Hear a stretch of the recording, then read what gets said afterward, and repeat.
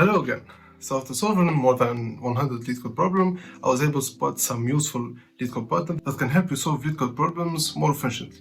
And in today's video, I want to walk you over 5 patterns that keep showing and showing again. So let's get into it. The first one is the 2 pointers. So the first element of the array will be the left and the last element will be the right. And we're going to use the formula current sum equal array of left plus array of right. And in every iteration, we're going to compare it to the target. So here our current sum equal 14, which is greater than our target. So here we're going to increment the right by 1, and then we're going to sum it again. And if we found that the current sum is lower than the target, then we're going to increment the left by 1. And if you found that the target equal the current sum, then we have our pair, and we're going to return the right and the left. This is the implementation of the solution in Python, and of course you can find all the exercises in the LeetCode 75 roadmap. The second LeetCode pattern will be the sliding windows. So in this problem, we have to find the subarray of size k with maximum sum. So we have 3 elements, and if we do it the classic way, then we're gonna sum every 3 elements and then compare all of them. And we're gonna find our maximum. But that this way is a little bit slow and will consume a lot of time complexity and space complexity. So we're going to use the sliding window. We have 2 variables, which are the window sum and max sum. Every time we're gonna calculate the window sum, so we're gonna calculate the sum of 3 elements and then subtract the last element. And in every iteration, we're gonna compare the max sum with the sum itself. And in the finish, we're gonna have our max sum. This is the implementation of the solution in Python, and of course you can find all the exercises in the LeetCode 75 roadmap. The third LeetCode pattern will be the prefix sum. So if you have an array and you want to calculate the sum of the last element, or you have to calculate the sum of a subarray. If you have like one subarray, this will be very simple. You just have to initialize 2 pointers, which are I and G, and we're gonna calculate the sum of it.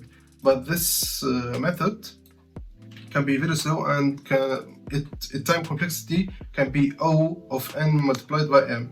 N is the length of the subarray, and m is the number of queries. To solve this problem, we're gonna initialize another array, and this array we're gonna be prefix sum. So p of I equal a, or our array of 0, until array of I. And with that, we're going to use another formula, which is sum of I equal p of g minus p of I minus 1. So this LeetCode pattern will be more efficient and has a lower runtime. This is the implementation of the solution in Python, and of course you can find all the exercises in the LeetCode 75 roadmap. The fourth design pattern will be the slow and fast pointer. So if you have a linked list and you want to extract the middle element of this linked list, the brute force approach, or the classic approach, is to calculate the length of this linked list and then extract the middle of it. This method has a higher runtime, so we're going to use a more efficient method, which is the slow and fast pointer. So we'll define 2 pointers, which are slow and fast. The fast will iterate by 2 nodes, and the slow will iterate by 1 node.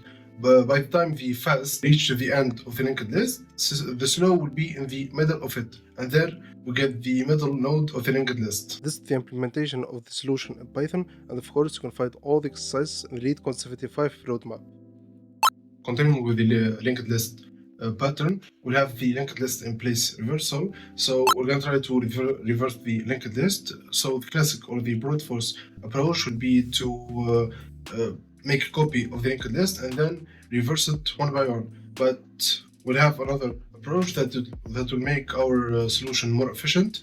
So we're going to find 2 pointers, which are prev and current. So the value of prev will be null, and the value of current will be the head. So we're going to point the current at the head, and we're going to iterate our linked list. So while current is not none, we're going to give the current next. The value of the next will be the current next. The current next will have the value of prev. The prev will have the value of the current, and then the current will have the value of next. And after all this, we're going to return prev. This is the implementation of the solution in Python, and of course you can find all the exercises in the LeetCode 75 roadmap. So yeah, this was all. You're gonna find all those LeetCode problems in the LeetCode 75 roadmap. Hope you like this video and see you next video.